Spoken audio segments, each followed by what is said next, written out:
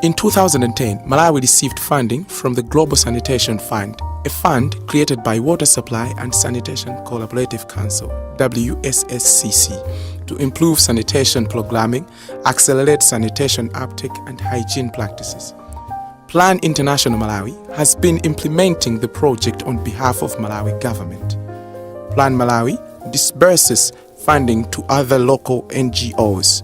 The project is active in 6 districts of Lumpi, Nkhotakota, Nchisi, Balaga, Palombe and Chikwawa, targeting about 1,026,000 people.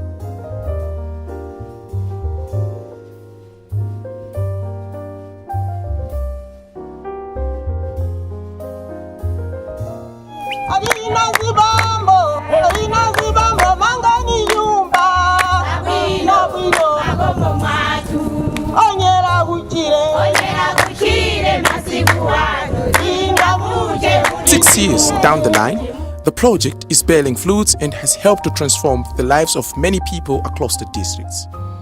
Out of the 263 traditional authorities that Malawi has, 23 have been declared open defecation free, and it is pleasing to note that 10 of these have achieved success with funding from Global Sanitation Fund.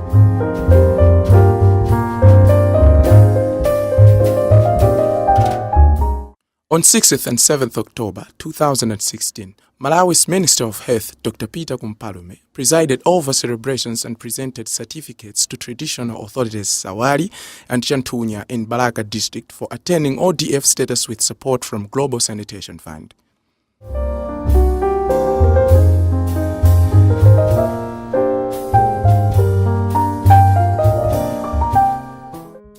Mr. Houston Kafanikale, Principal Environmental Health Officer, explains what it takes for an area to be declared ODF in Malawi.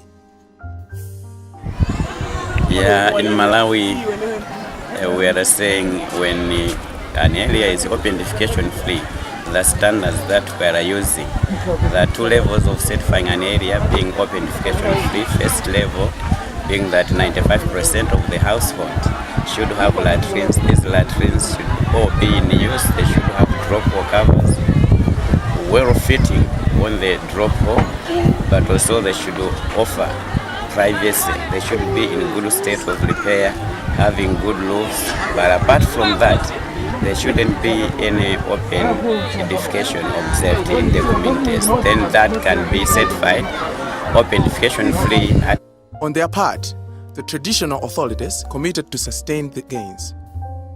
Tiamigire makamaka kunduna wanu mena mukugwirira ntchito makamaka yokuzana ndiza umoyo. Ifeye kunoko kwati Asawali tinali anthu osalira kwambiri kumbali ya ukhondo, si ambiri amene anali ndi zimbuzi.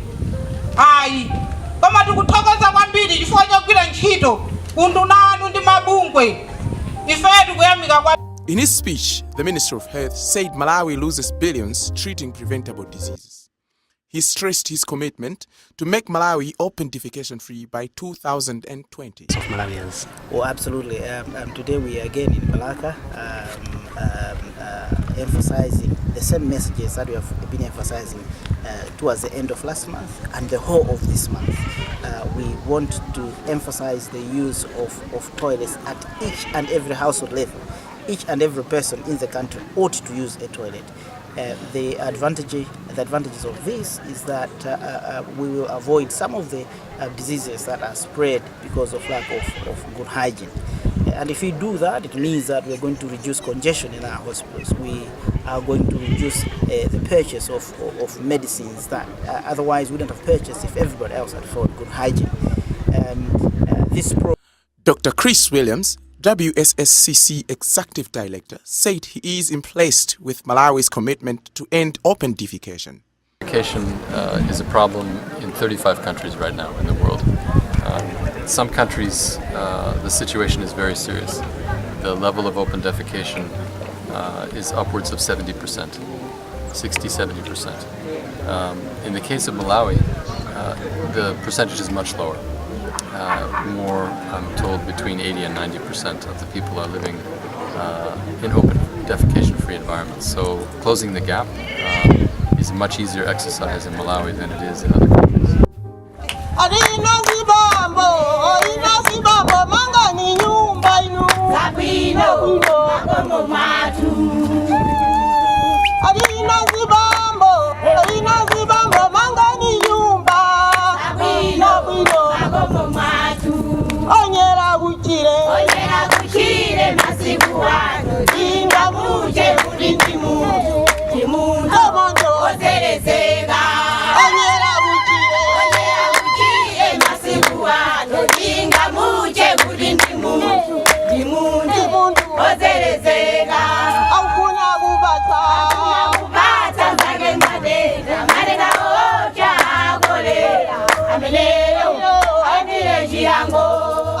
On her part, Dr. Virginia Gamoa, WSSCC focal person for Malawi, said, Ifeyo, in terms of ODF, tilipa 95-96%.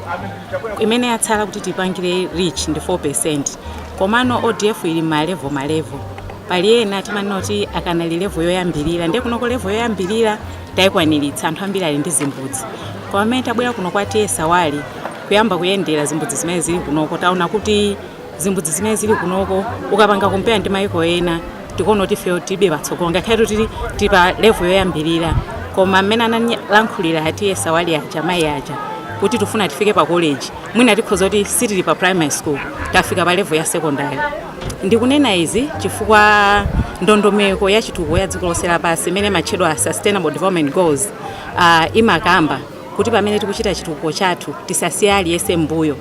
Inspired by the progress achieved through Global Sanitation Fund, the Minister of Health took advantage of the event and announced a prize for the first district that will attain ODF status. Because of a program that is so simple in nature, but the impact is huge. And that is why today I have made a further announcement that much as it's good to certify at TA level, and we'll continue to certify at TA level, we are also setting up a competition.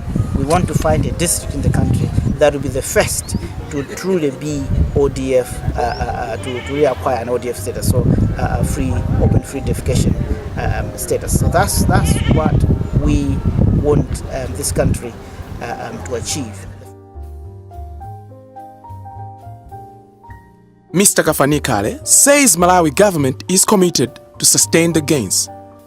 But apart from that, now within the government machinery, we've got frontline extension workers, the health surveillance assistants who are placed in each and every village.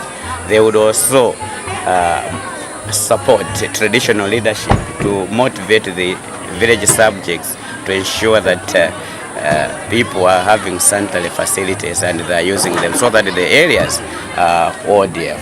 So these are some of the strategies that government has put in place to ensure that we are sustaining the open defecation free status for those villages and the areas being certified as open defecation free. According to Plan Malawi, the Global Sanitation Fund seeks to ensure that all the 6 districts are declared ODF by June 2017.